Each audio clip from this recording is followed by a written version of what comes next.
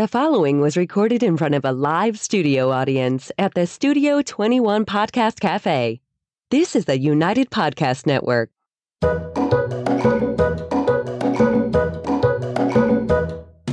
Welcome to the Quirky Dog Podcast, inspired by some of the quirkiest dogs you can ever imagine and the owners who love them. This podcast is brought to you by the quirky couple themselves, Scott and Jess Williams. Their aim is to educate and entertain. Here's Scott and Jess. Welcome, guys, and happy Wednesday. Today we have a very special guest joining us from sunny Florida, and this is a concept that she has come up with earlier this year. I saw it pop up, and we just had to get her on the podcast. Jamie Robinson is with us here today, and she is launching Service Dog Games International. It's this awesome way for people who have service dogs or dogs who have service dog training to submit their training and, play games and get titles and everything else. My quirky tip, though, before we do our interview with Jamie Robinson is I want you to follow the Service Dog Games International website, and that URL is sdgamesintl.org. They all will be linked in the description, all the URLs that we're going to talk about throughout the show, and that will be the first one I link. So, Jamie, thank you so much for joining us here today, and welcome to the Quirky Dog. Thank you for having me. Tell us a little bit about how you came up with this concept and kind of how this whole idea came to fruition. Basically, it was a friend of mine who we were talking in chat one day on Facebook, and she mentioned that at one point she used to use demo dogs as kind of an Olympics for service dogs. She trained hearing dogs. And I came up with the idea right after that and immediately went to GoDaddy and registered a domain name. Awesome. Great. So this is really early on in the stages. So tell us a little bit about where you guys are at in this progress and how things are developing over time here. We've got most of the titles set in stone at this point. There may be changes later, but we've got from puppy through champion and some specialty titles for those who don't want to necessarily do games that wouldn't necessarily be part of their dog's task. So we set up the specialty titles. They aren't on the website yet. I'm still working on those. Everything else is up there. Then we started the Facebook group and started getting people in there and getting them excited on earning titles for their dogs. Yeah, awesome. And people can submit from all over. That's why we call it international, right? We're talking anywhere from the world you can submit. Yes. Anywhere in the world with the laws of where you are. Yeah. Yeah. So what kind of things are people submitting? Explain a little bit about these titles and, who this is basically built for, if that makes sense. It's built for anybody, but specifically service dogs. Part of the whole concept is that eventually we're going to start supporting advertising campaigns to make people aware that service dogs are not pets and that you should leave them alone in public because they're doing a job. So the whole point of the Service Dog Games International is to celebrate what these dogs can do. There are so many things that a service dog does that most people don't realize. So the people that are joining in this endeavor are ones who want to say, hey, look what my dog can do. And this is how it helps me in my life. Yeah, that's awesome. Awesome. What we're doing with this. So when people submit, are they submitting privately to the organization, or is it a public submission where everybody can see? What does that process look like? It's a private submission. And then I'll have, approvals. Can I put your videos up or your whole videos for your title? Some people will, some people won't. This isn't the first time I've done something similar to this. I did canine parkour for a while as well. But it'll be up to the individuals whether they want their videos to be showcased. Okay, great. And go ahead. My videos will be. Yeah. I have a couple clients right now who have signed agreements to have their training with their dogs put up as demos. Okay, perfect. And what kind of, as a just general title, explain some of the tasks that people may be able to choose from or what type of submissions they'll be showing in their videos? I'll take novice. Okay. So in novice is basically the standard type of first level of any types of games like this. In novice, they would have to show a basic sound task, like going to the door to say, hey, there's somebody knocking at the door, or tapping their owner's knee as the owner is having possible seizure in an hour or so. This is all done with cues on this level. For a psychiatric dog doing deep pressure therapy. Mm-hmm. So all the things that the dog would be doing as a service dog, the tasks that they do to help their disabled human. Okay, awesome. And what is your history with service dogs? Because I assume that you have some basis here to be one of the main developers and the founder of this. Yeah, mainly I'm a behaviorist. Okay. I have a degree in animal behavior, and I've been doing behavior for many, many years, a little over 50. Not real keen on obedience.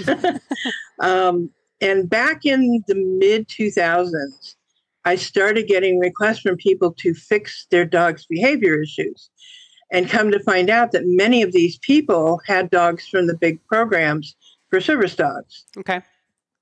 And I asked them, why do you come to me? Why not go to the program where you got the dog? And the standard answer was they won't fix it.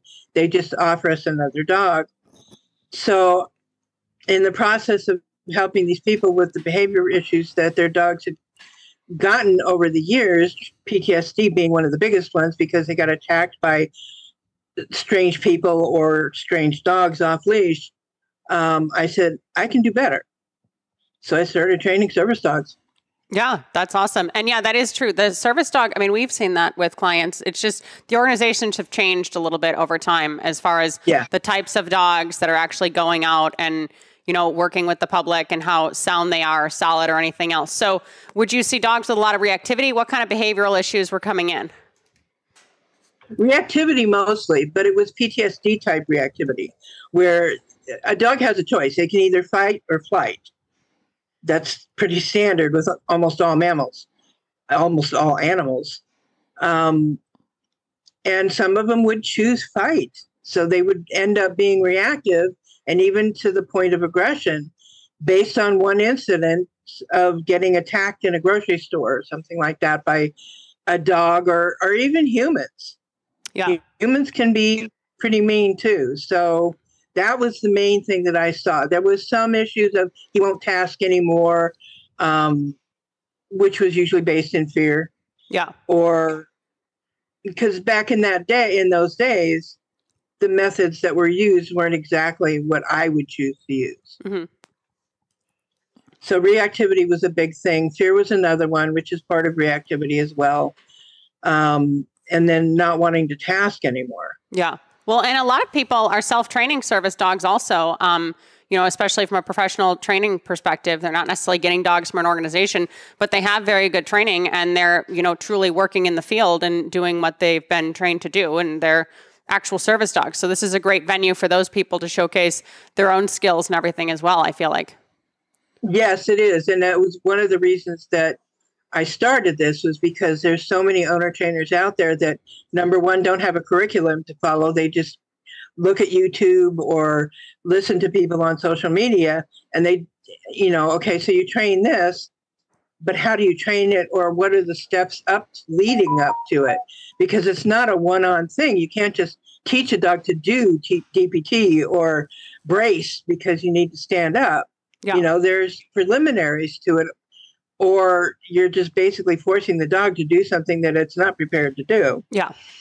So the owner trainers, you know, I've tried to get people to understand that they need a curriculum, something that they can follow, right or wrong. It's a step-by-step thing to do rather than a hit or miss by watching YouTube videos or listening to somebody's advice on Facebook.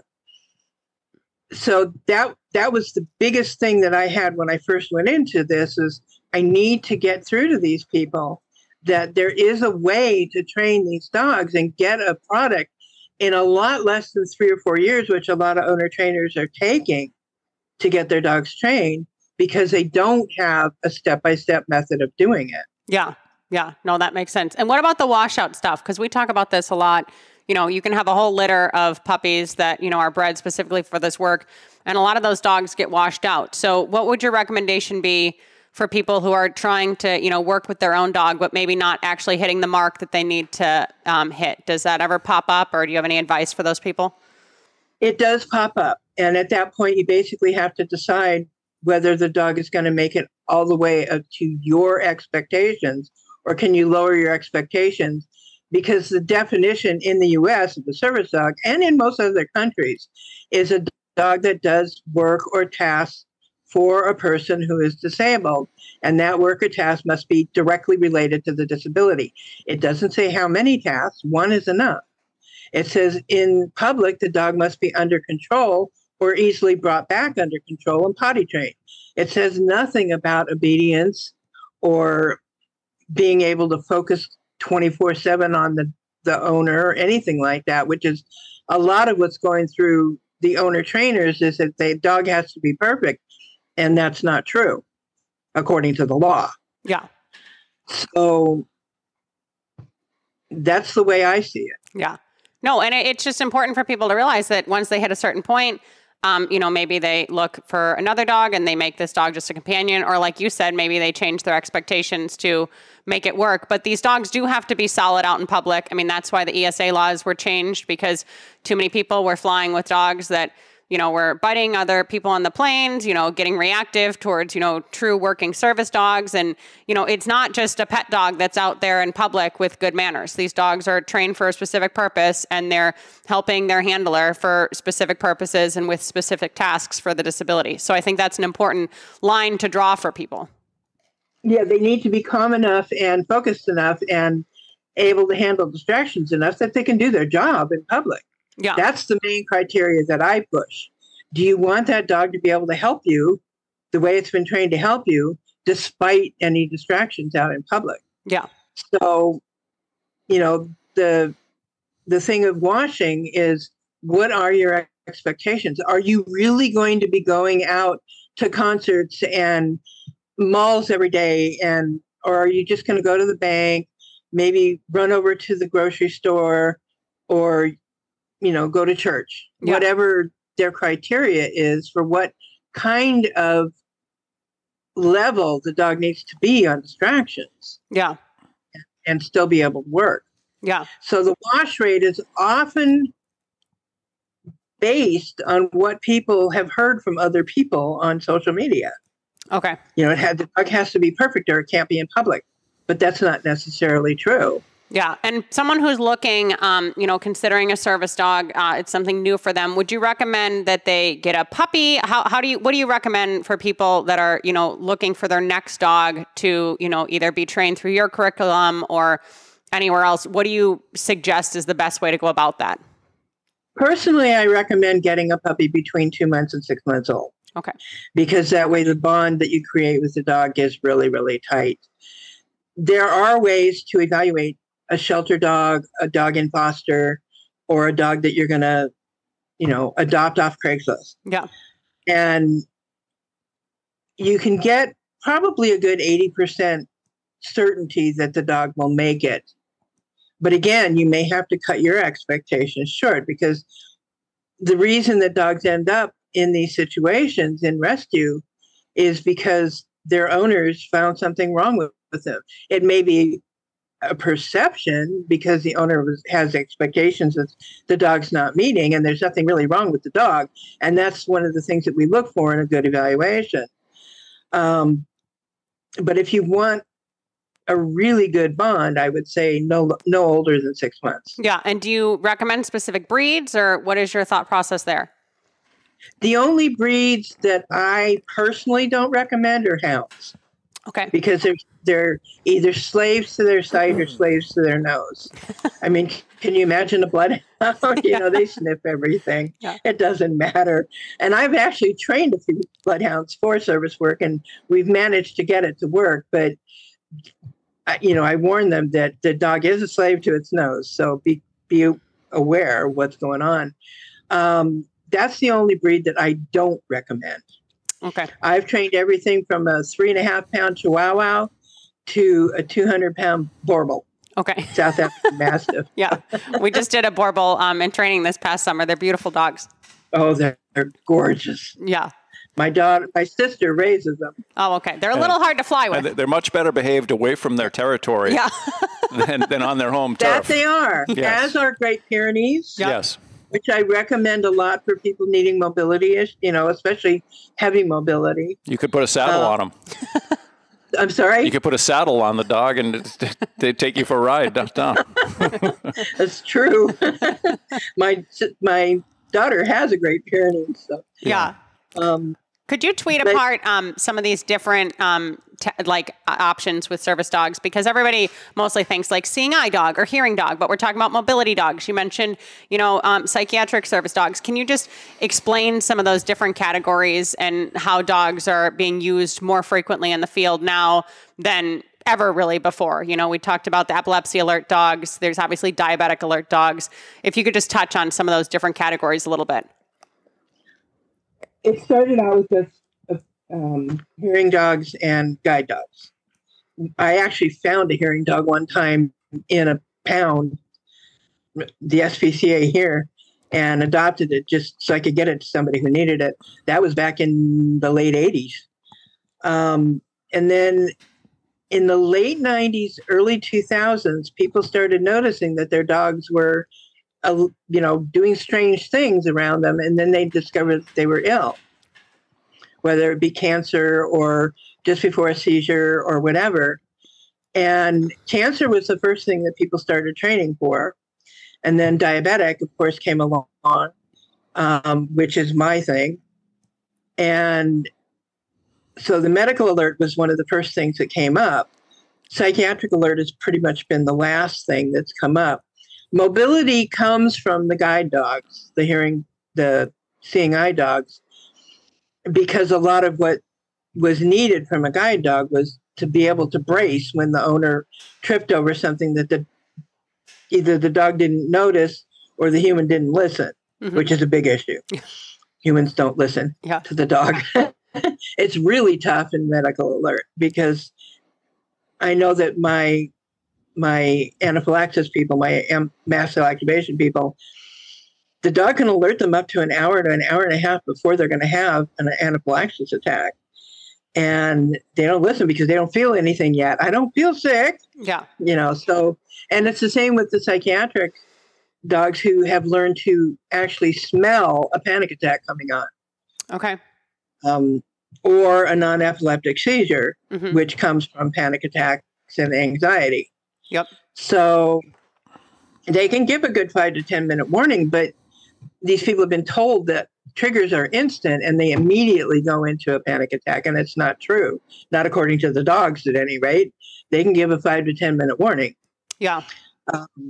Then you have dogs that do autism support and can actually smell out a child who's about to take off or have a meltdown. They can smell that within 5 minutes or so. When you see the dog head for the hills, you know something's up. Or you can train it to do an actual specific behavior. Like with my MCAS people, which is one of my big things right now. The dog actually will capture their foot if they're walking and they just pass something that will give them an anaphylactic attack. And the dog grabs their feet and says, stop, you're going to have, get out your Benadryl and drink it. Yeah.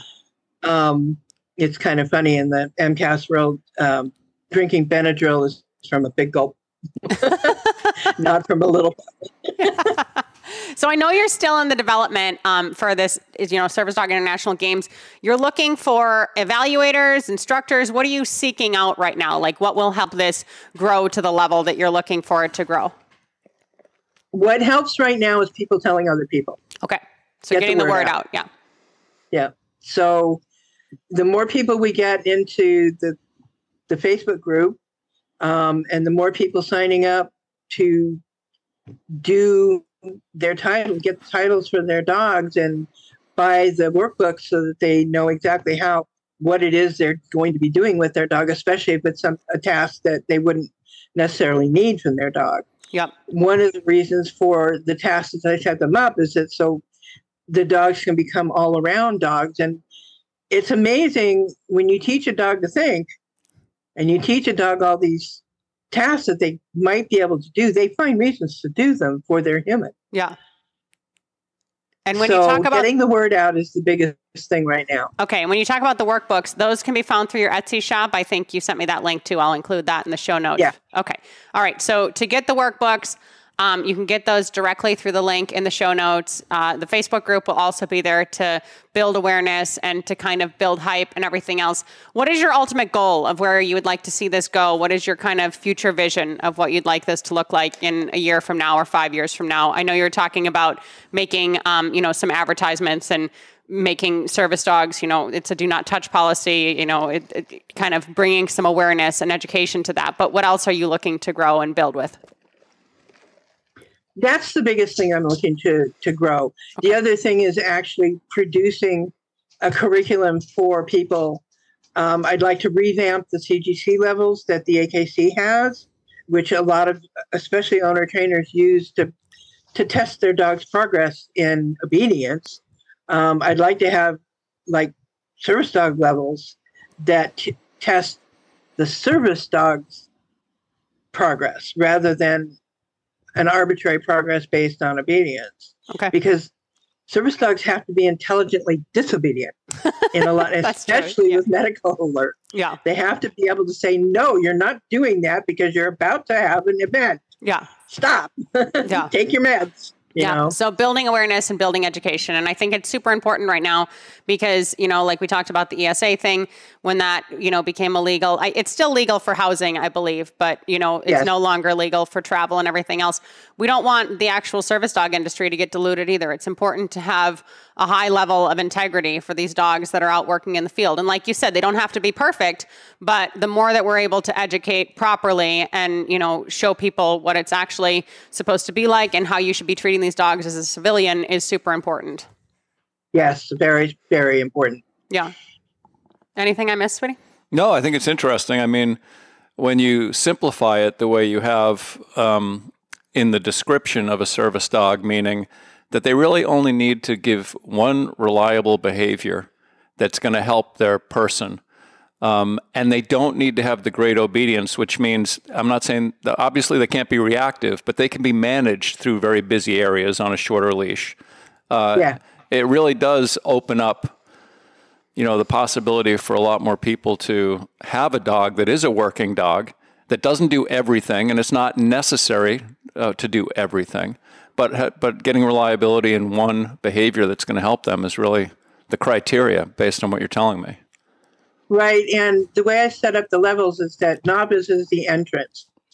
You can either push through to get your champion, go straight to your champion if you're already a trained team, or go straight to your specialty levels from novice. Okay. I require the novice so that I know that they're, they actually know what they're doing as a dog and as a human and as a team.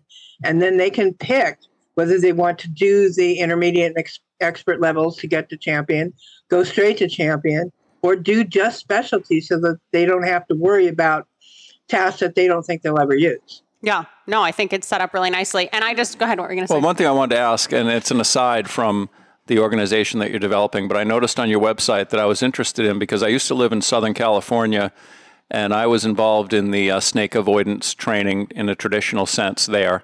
And you had said on the website that you were teaching it without shock collars. And I was just curious if you could just kind of hit on how the approach you have because even with, it was interesting, like a lot of times when dogs come up on a snake, the snake is just sunbathing. The snake is not even moving. It's not making any noise.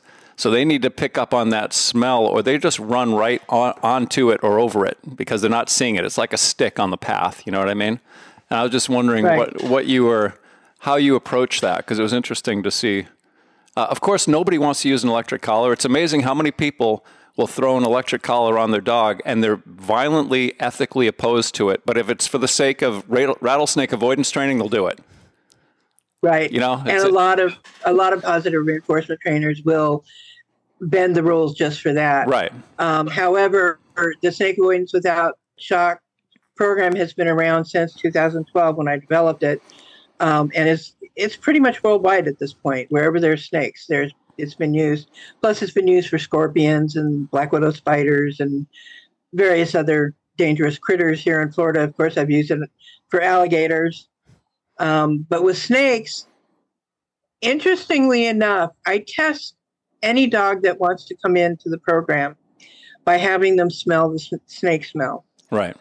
And 80% of them shy away. Yeah, it's just not a pleasant smell to them. They don't instinctively, I think they just know that snakes are dangerous. Right. So, with those dogs, some of the owners still want to train, but I tell them you don't need to. They'll stay away from them.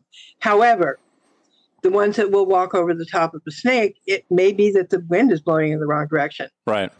No, it's the smell is going the wrong direction. And they don't see it. Yeah.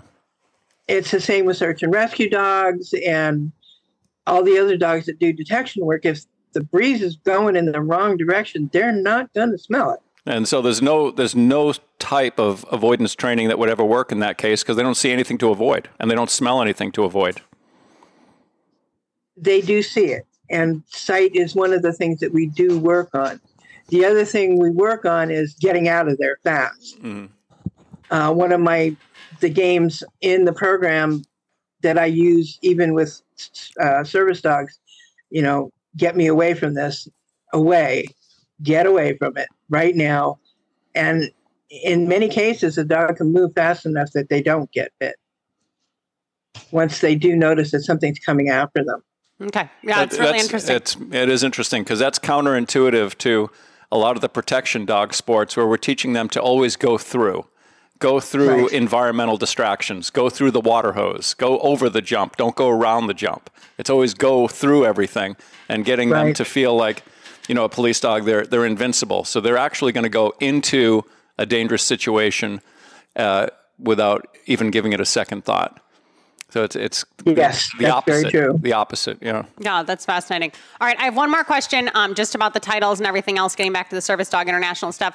So I assume because we're highlighting the dogs, it's the dog and human team, right? So if someone has Correct. a service dog that was retired and they're training one, the retired dog and the dog they're bringing up and training need to go through that novice level. You can't change up dogs level to level, I would assume, correct? No. Okay. I just wanted to make that note because I'm sure a few people out there listening are thinking, oh, I could do this with more than one of my dogs or, something else. But you progress as a team. It's not just that you have... Yeah. Okay. And if they do have more than one dog, which is legal in the U.S., they have to register each dog. Okay. So that each dog gets their member ID. Okay. That way, when they submit their videos for the title, I know which dog it's supposed to be. Yep, totally understand. All right, anything we missed, Jamie? I think it's a super awesome concept, and I'm really excited to help you get the word out there. Anything we missed on the Service Dog International Games front? No, I think you got it all. All right, More great. than I expected. Well, great. I'm so glad that we could highlight this. Like I said, when I saw it pop up earlier this year, there was just a lot of positive feedback. And in the dog world, it's hard to find something that everyone's just really excited about. There's a lot of mixed reviews here, there, and everywhere. And of course, it's not going to be for everybody, but it is such a great way to highlight these dogs that do such amazing things that aren't going and competing and ending up on podiums. You know what I mean? It's a great way to really showcase the great training and the amazing dogs that are out there helping people day in, day out. So thank you for coming up with it. And I hope that it grows to everything you want it to be and more. Thank you for having me. Yeah, thanks so much. Anything that's going to get people working with their dogs on any level, I'm all for it. And not just dogs, because I'm also saying the miniature horses, of course, is legal for the ADA. Yep. Pigs are really, really smart. Yep. I've trained parrots to do medical alert and other things, and cats. I have about 6 cats in Phoenix that do seizure alert. Oh, that's amazing. Yeah, you never can underestimate an animal. They are the wave of the future.